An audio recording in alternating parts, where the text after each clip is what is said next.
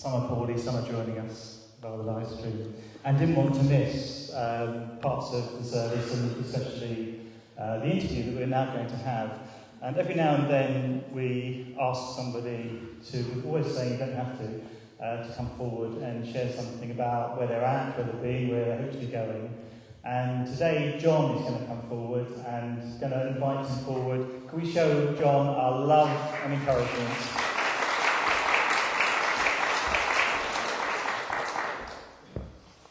First question, John, and I know it's a dodgy one, by the way. Very dodgy. First question that came to mind was, in terms of God, faith, whatever words you might use, what's your first memory of having any kind of faith or thinking there might be a God? Well, I grew up in church. I grew up in the Salvation Army, and so I went to primary, Sunday school, etc. So I kind of knew about God from being a child. But it wasn't until I was 18 that I actually chose to come to faith myself, to make a decision that I didn't just need to sit here and listen to all the songs people sang, but actually something changed in my heart and I wanted to be a part of that. And so really 18 was when I first had any kind of personal faith experience. And do you know what prompted that, or what brought you to that point? Yeah, I was fed up with going to church every Sunday because my mum and dad said so. And we used to go, in the Salvation Army, they have quite a programme, so there'd be something like 4 or 5 services all on the Sunday. And it didn't mean anything to me. But I went because mum and dad said I had to go. And I got to the point of saying, well, God, if you're really there, then you have to show yourself to me, because I can't do all this stuff anymore. We had to play in the band, I had to wear a uniform, and I really didn't want to. So I said to God one day, I said to the ceiling really, if you're there, show yourself to me, because I've had enough now. And as it happened, I was also absconding and going to this kind of live church. And I met people there who seemed to have a faith that meant something to them. It wasn't just a lip service thing that I was used to. And that appealed to me. And then through that, I talked with people and eventually made that decision that this was for me, and gave my heart to God. With church, and again, I don't know how often you've been to church, if there have been gaps, that kind of thing, but with church, can you think of any good experiences over those early years, and maybe not so good, or maybe it was all good, early experiences of church? I think early church experiences for me were fantastic, because early church meaning after the point that I became a Christian, because I had a really strong sense of who God was and what he'd done for me. And so I loved going to church, loved it. And for several years, you couldn't keep me away. And my mother said, you've left the Salvation Army because we do too many services. But now you're there, your own church, 4 or 5 times a week, which was true. But it was because it was real, and because I loved being there. So the early church experiences were very good. But then as I got older and older, there were problems, which maybe we'll touch upon in a moment. And I drifted away for a while. I didn't think church could meet my needs. I never walked away from God, though. But I did walk away from the church for a long time. I just thought the church had missed the point for me. But God was always there, so I didn't lose my faith. And then again later on, so about 15 years ago, I kind of wandered back into church and started having good experiences again. Do you mind saying a little bit about why you did wander away before you started coming back? Yeah, so from about the age of 18, I gradually began to realise I was gay, and we're going back to the early 80s now, late 70s, early 80s, and it wasn't easy in both the secular world and certainly not in the church world to be gay. And I took a long time to come to the realisation that I was gay, and so it sort of took a long time in the church world as well for me to find anyone to talk to. There was no one really to talk to. People didn't understand what it meant to be gay. They had no kind of concept of what my life would be like. And I, of course, felt very different. I didn't fit in. I wasn't the standard, man-wife type of person. And so not fitting in meant that I just didn't want to go anymore. And I was living a lie because I was pretending I was something I wasn't, and all those sorts of things. So that made me drift away again. So, you felt like God was with you. What was it like being away, having had a good experience of church? What was it like then being away from church? Well, it was okay, because actually, as I said, I didn't lose my faith. And so church became praying at home. I play the piano, so I kind of worship with playing the piano, and you'd have worship CDs in the car. So times like that I could still express my faith, but I just couldn't really be around a Christian environment because I couldn't tell people I was gay, because if I did they might reject me in some way. I didn't feel comfortable, so actually I've forgotten the question. Did I answer? So you away from church, God was with you, and I wonder what you missed, but also what led you back to give church another go? Well, I began to realise that by not being in church I was missing something, and that somehow or other I'd got to resolve these issues. So many years ago, I remember a pastor said that Christians are like coals in a fire, and when they're in the fire they burn brightly. If you take a coal out and put it on its own, it will go dim because it doesn't have the source. And that's what I felt was happening to me. I was growing dim. I just needed to be around God's people, and because although my homosexuality was an issue, my faith was strong and it still needed to be nurtured, and somehow I got to marry the two together. So that's what drew me back, really, and that then put me on the path of having to really marry my two lives, really. By this time, I was with my partner, now husband, sat at the back there. So I was living a life married to a man, kind of going to church, but nobody knew any of that. And, you can't go on like that. You've got to marry the two. You've got to live in the light, haven't you? You've got to be transparent. I appreciate it's very personal, but so only say what you want to say. But so what was that like, still going to church, and that key part of who you are and your life, not seeming to, you couldn't be totally transparent or transparent at all about that. What was that like for you? Well, I kind of feel like I used church in a way, because I initially didn't want to be transparent, so I would go into church that I'd chosen to go to. I'd walk in as the service started, and the moment it finished, I was out that door. Because I didn't want anyone to say, "Hi, how are you? Where'd you come from? What do you do for a living? Have you got a wife?" Or those sorts of things. So I didn't want to get involved. So I'd go to church, and I would just spend time with God on my own. And gradually, as the months and years went by, God started to touch me in such a way that really drew me back to him. Sorry. It really drew me back to himself, because there'd been so much negativity in the church about homosexuals. Some of the teaching was really tough to hear when it's you, And when people tell you you're an abomination, or many of these other things, or we love the sinner but we hate the sin, and all that sort of stuff is really negative and really hard to hear. I thought I was a nice guy, and then suddenly I'm not. But God touched me in such a way, even though I was kind of using the church, I was going along, sitting there quietly by myself, God just kept touching me and saying, "I love you, I love you, I love you. Let's hang out, let's just be together." "Yeah, but I'm gay and I've got this secret and nobody knows." And God would say, "Yeah, I love you, let's just hang out." And that melted my heart. And it took some years to slowly do all that.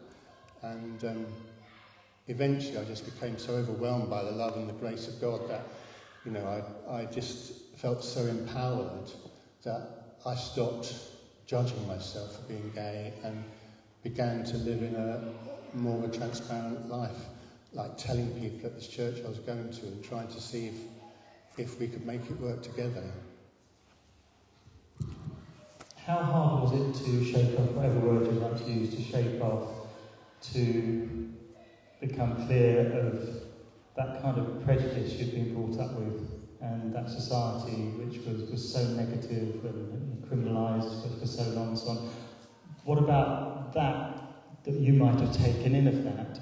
How long did it take for you to actually... Well, it took a long time so I was about 18 when I became a Christian. About that time I began to realise I was not heterosexual, I was working out what it was. Then you start thinking, well, what does the church teach about homosexuality? And then you start taking on the negativity that comes from that. And I lived with that until, I would say, 8 years ago, that I finally let that go. So, what's that, 35 years, really, of self-loathing that was perpetuated by the secular society, but also by church. And church it's a really hard thing, because you come to church where there's love and there's acceptance and there's all these gloriously wonderful things, but not if you're a homosexual, because you're outside of that, you know? We love the sinner, we hate the sin. What does that mean? You know, you didn't know totally what it meant, but you knew it meant something negative. And also there was just a kind of, no one ever speaks about it either, so then you end up forced into the closet, I suppose. So it took a long, long time. But I got there. You got there. And I'm really thrilled with where I am now, because it's been a transformation, and it's God who's wooed me and come to find me. Should have said this at the beginning. We already know that. We do tears in this church, and silences and all that stuff, because it's so beautiful. You're sharing your heart. How did you discover? And this church isn't the bee's knees, by the way. This isn't all about "aren't we really brilliant?" It's more special than that. But how did you end up coming through these doors, and what was that like? Well, my new friend Paul, also over the back there, he bumped into us, and we got chatting about various things, and he said, "Oh, we're going to try that church in Christchurch Road, Worthing Baptist." So they seem to be pro-gay, so I thought, okay, well, this is good. But you're wary because of all the history I've just told you about. So the first thing was I looked on the website, and the website said something like, "We affirm and love all people of diverse sexualities." What? Transgender things, neurodiverse, age, ethnicity, all these different things. And this church was saying that they loved those kind of people and they wanted to affirm them. And many churches are welcoming, of course they are. But to specifically say those people, those names, diverse people with diverse sexualities, people with neurodiversity, people of different ethnicities, to actually say that was, well, my heart's starting to burst now, because I'm thinking, wow, I've never seen this before. And then I carried on reading down this page on the website, and then it said, "Oh, we're going to register the church for same-sex marriages." Well, blimey, I kind of fell off the seat, because, this is not the lip service stuff I've been used to, or this clearly is not going to be a church where you kept stuff to yourself, because they must have already thought through these issues to be putting that on the website. So then I plucked up the courage to come along one Sunday. This is probably back in May time this year, and one of the first things I saw, and they're much smaller than I thought, because in my head they were enormous, and that is the rainbow flags. And I think they were in the porch area when I came. They seemed enormous, and oh my goodness, that is such a sign of acceptance, because in the LGBT community, those flags are flown a lot, and we fly them for pride, for solidarity, but also you find them little stickers, little rainbow stickers on restaurant doors or pub doors or club doors, whatever, which says, oh, we're gay friendly, you can come into us, this is a place that you're welcome. And so, of course, you don't see them in churches, well, until you come to Worthing Baptist, and then they seem to be from floor to ceiling, and that's me just coming through the front door, and I'm thinking, wow, this is totally fantastic. And so I came in and I met people like Hilary and other people who were just such lovely people in the welcome team. So that was a really, really great experience. And then I thought, well, my heart can't burst anymore because it's so full. You can't squeeze anything else in it. But then Hilary said to me, oh, by the way, it's Worthing Pride in a few weeks' time, and what we're thinking of doing is having a stall outside the church with cakes and coffee for everyone coming from the station down to the promenade for the parade, and we'll have the flags out there, and I think that'd be good. You know, like, this is a church, not just saying come into our environment, but it's like we're taking us out to the people, but in this particular instance, to the LGBTQ communities. And, you know, that is astonishing. So, of course, my heart's bursting even more. But the relevance of that to me is that there have been so many churches that are actively against homosexual people, and they will quote scriptures at you, and they treat you like you're nothing because they have the backing of scripture, or so they think. And they come to gay pride days, and they have big banners up that, you know, that tell you you're going to hell. And suddenly there's a church here that's full of love from you, the people, from the leadership, and it's coming, this love is coming out. And so, you know, the last few years that God has been saying, I love you, I love you, I love you, he's now just said, look, here's a physical outworking. These are people, they have love in action, they're doing stuff. They're not just saying, well, you can come into our environment. They're saying, hey, we're taking our environment out there, we're flying the gay flags, we're saying, you know, we are affirming all of you people from the LGBT community. And that's why I get so emotional, and that's why I get passionate about it. It's because I've loved God all my life, and I've been excluded from church because of my sexuality, which is not something I chose. It's something that, you know, it's the same thing as me being 6 foot tall. It just happens. But now it's coming back. You know, I can be who I am. I can come to a church that affirms me in a big way. Brilliant.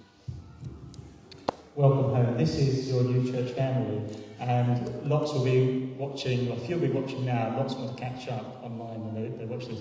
There might not be, but because you've bared your heart, is there anything else you'd like to say to your church family and visitors as well? Well, I think I have to say a big thank you, because I know that it's not without pain and sacrifice that this church has come to the place it's at. I know that congregation members have left because of the stance to support all these minority groups. And so, yeah, I want to say thank you, because it's working. It's making a difference to me. And I think that for me, I feel in a very strong place with my Christianity and with my sexuality and my life. I'm in a very good, very happy place. I feel very secure. But I imagine, I'm pretty sure that there will be other LGBTQ people who are not yet at that place, and they will need nurturing. And so God hasn't just done all this for me, he's done it for all those other people that are walking a path that maybe a little bit further behind me. They will need what you've got here. And the love that you're all giving out is really working to make a difference to people like myself. So thank you. That's the message, I think.